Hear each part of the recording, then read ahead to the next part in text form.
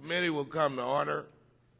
Good afternoon and welcome to today's hearing entitled Public Access to Federally Funded Research. The purpose of today's hearing is to examine the current state of public access to federally funded research and to discuss the potential implications of increased access. Journal publishers invest hundreds of millions of dollars in peer review, editing, and publishing processes, including for sophisticated communications technologies and electronic resources, support personnel, and many part and full-time editors.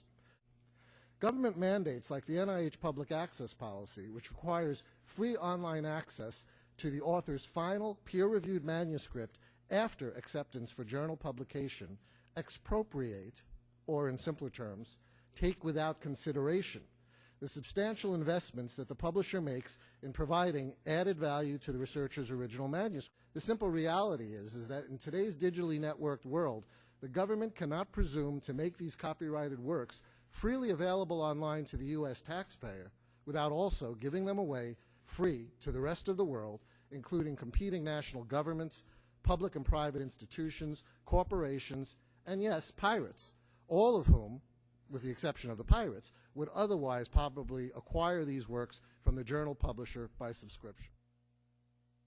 Mr. Adler, I can definitely understand the concerns of publishers about the significant investments that you've made in reviewing, accepting, and publishing scientific journal articles. The numbers are not trivial. However, what I also know is that without the American taxpayer who've funded the research, you wouldn't be able to publish such articles. Which is more important, the publisher's investment or the taxpayers who've paid more than $60 billion annually in just biomedical research alone? I'm also the mom of 2 children diagnosed with pseudoxanthoma elasticum in 1994. My husband, who is a trade school graduate, and I, a college chaplain, stole access to medical libraries, hacked into Internet Grateful Med, and ultimately read 400 articles on this disease. As a result of what we learned, we founded PXE International, created a biobank, cloned the gene, created a diagnostic test, and initiated clinical trials. We are the ordinary American public, and our access to these articles has been critical. We are not odd. There are many like us managing disease research and managing personalized care. I've heard there are hundreds of thousands of unique users of PubMed Central a day. These are not only scientists. Imagine if we have public access to all scientific articles. Some say that only academicians and scientists at major institutions need access to these journal articles. Not so. We live in an information age that can and will thrust us into a new age of innovation in health and healing. This requires multidisciplinary articles in the hands of patients, parents, students, engineers, entrepreneurs, and scientists in land-grant colleges and historically black colleges. It is unconscionable that scientific information is not immediately available to everyone. While publishers argue that they create value around the raw information, we would argue that scientists funded with federal tax dollars and so stewards of the public trust infuse these articles with value. My name is Catherine Nancaro, and I'm the managing editor of PLOS's Community Journal program. My goal today is to make 3 key points. PLOS has shown that open access journals can be published according to the highest standards. We have shown that open access publishing is economically sustainable. And finally, the real benefit of immediate public access is that it transforms research literature into a profoundly powerful resource for research and education.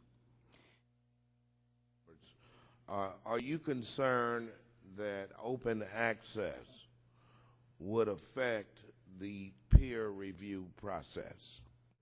Peer review is unrelated to whether you're looking at subscription journals or whether they're open access journals.